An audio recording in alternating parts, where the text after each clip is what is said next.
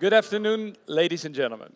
If somebody would come up to you and would ask you how would you like to climb on a stage in a beautiful, although very hot circus tent, and like to share your personal story, the chance is that you would probably say, no thank you. But the people sitting here in the audience today that actually know me, know that I love this. There's just one big difference today. Today I'm not selling you something. I'm not delivering a pitch. I'm actually telling my personal story of the things that I've learned in the last 2.5 years. And that's a little bit exciting, but also a little bit frightening at the same time. And my personal story is about culture, company culture. And to be even more specific, it's about the company culture of a friend of mine, the agency that I founded 7 years ago. I had no experience in building agencies, but I had a lot of dreams and ambitions. And luckily for me, it became a success. And in 2016, we became part of Dept. When people ask me about the factors behind this success, I always tell them, when you're building a company, try to build a strong company culture. Because I am a firm and strong believer in the power of company culture. I believe that company culture divides good companies from great companies. That it provides an environment in which employees can thrive and grow. That it's the invisible glue that keeps a group of people together and all moving in the same direction. But a company culture is so much more than that. It also determines how you work together, how you collaborate, how you treat your clients and your partners. And it determines how you reward risk and innovation. The difficult thing about company culture is that it's really difficult to describe. And it's even more difficult to quantify. But I'm going to do an experiment with you guys. And I want to ask you to all close your eyes for a minute. Close your eyes. Humor me. And think about the company that you are working for. Everybody ready? Okay. Now think about the first color that pops into your mind when you think about the company that you work for. Everybody got a color? Great. The second thing I want you guys to do is think about the first symbol or icon that now pops into your mind about the company that you work for. And finally, I want you to think about a tradition that is really unique to your company. You can all open your eyes again. Because that color, that icon, and that tradition are all elements of the company culture of the company that you work for. When I think about a color, when I think about a friend of mine, and I hope that the other people that work for me feel the same, is this color blue. It's a specific color blue that gets all the employees of a friend of mine really enthusiastic. And a color can be a really powerful thing, because on multiple occasions I've heard people from KLM, but also bol.com, describe themselves as people with having a blue heart. And I'm pretty sure if there are any people from Vodafone in the audience, they would have a warm feeling for the color red. But it's not just a color, it's also an icon. And this icon resembles our name and our identity. And it gets even more interesting when we start touching the traditions and the stories that build up over the years. For example, the Hello World sign that was part at the entrance of our old office and still is part of the office today. But it's also bringing your dogs to work day. And not just one, but many. It's about working out together, playing table foosball. And this white Deutsche Meister has been with us for years and still provides a lot of joy every day in the office. But it goes beyond this. It's also about celebrating success together. It's about being on the slopes in Austria together, dressing up for the annual Oktoberfest together. And of course, our annual Christmas party. It's about sending thousands and thousands of gifts the entire day on HipChat, email, and WhatsApp. But the most important part of our company culture is actually in the name, and that's the friend part. Because our company culture has a strong friendship feeling that goes beyond the work floor. And that is something that I'm still proud of today. But in 2016, we joined Dept. And we were no longer just us.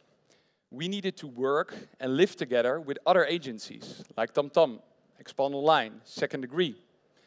All agencies that also had their own color, their own logo, their own traditions, and their own beliefs. A small example, people from TomTom describe themselves as Tommos, while the people from Expand Online call themselves Expanders. And a friend of mine, people describe themselves as a friend of miners. Come to think of it, we are a little bit like the houses from Game of Thrones. The Lannisters, the Starks, the Targaryens, each with our own colors, our own banners, our own traditions, and our own stories. At this part in the story, you're probably thinking, how are these tribes or houses ever going to form a company together? And if I'm completely honest, at first we didn't. And that's not a big surprise. Because if you look at the scientific data, you see that most mergers and acquisitions simply fail. This was from a recent KPMG study. And when they looked into the reasons behind these failures, they found that a mismatch in company culture is often the most cited reason for a failure. And it becomes even more complex when you want to merge agencies across borders in Germany, the UK, Ireland, Spain, Denmark. So if it's so difficult to merge two companies together, why would you even start merging 4 or maybe even 14 together? And in the beginning, it was a little bit like Game of Thrones. Everybody stayed to their own king and their own house and fought on their behalf.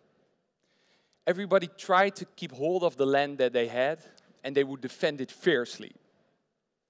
In short, we were struggling to make this work.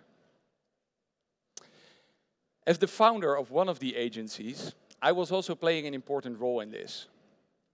And if I'm honest, I was probably one of the most fiercest combatants in this battle. I truly believed that our own company culture was superior to the culture of the other agencies, and that it needed to be defended against all costs. I also enjoyed that my army was fighting for their house to protect their culture against the foreign invaders. If I'm really honest, during that time, I was probably more busy with satisfying my personal ego than leading my team towards a new reality. And then the second year that we were part of Dept came. And something happened that really started to amaze me. Slowly, bit by bit, the cultures of the different agencies started to blend. It started with small talk at the coffee machine, how often things start, but also working on a project for a shared client. And, for example, joining a designer meetup that people both liked.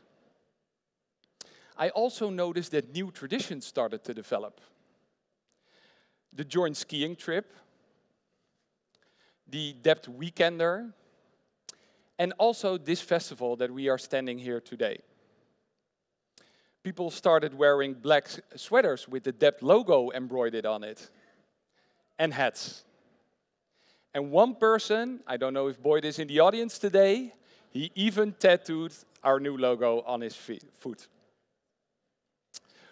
My first reaction to this all, it reinforced my resolve to protect our culture with more tenacity than before.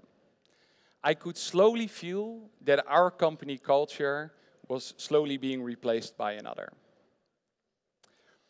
And all this fighting came with a personal price. I became tired of all the fighting. I also became frustrated because I had the feeling that I was fighting a war that I could never win. So I went out and I found professional help in the form of a coach. And with some afternoons of therapy, which I hate by the way, she helped me to realize the role that I was playing in this game.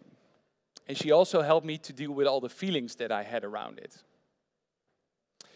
But the hardest part of my story actually came this year, in April. After a year of careful planning, we removed all the names of all the agencies from the front door, gave everybody exactly the same email address, and a cool black tote bag with a notebook in it and a glass of champagne on a Tuesday morning after the Easter weekend. The day had finally came. We were no longer part of Dept, we were Dept. The first week after this transition was pretty easy, but the real pain for me came afterwards.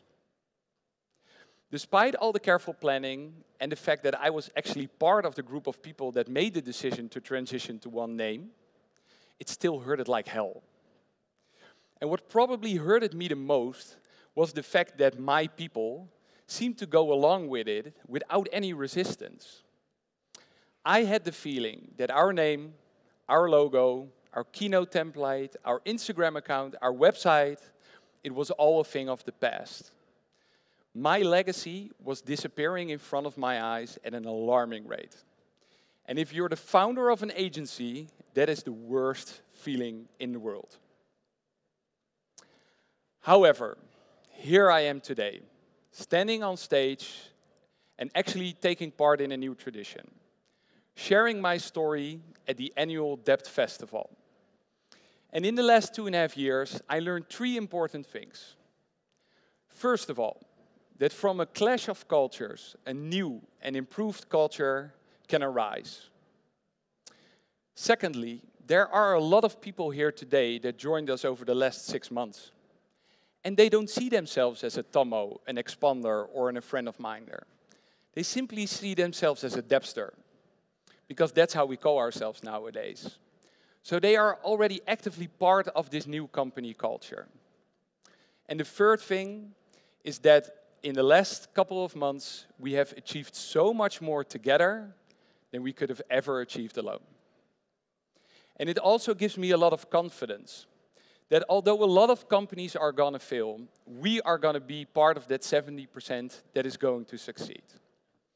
And this is the part where I take my beer. So to all my fellow Depsters here today, I would like to say the following. Tonight, after the talks are done, let's raise our glasses and let's show our guests here today why we are proud to work at the best fucking agency in the world. Cheers.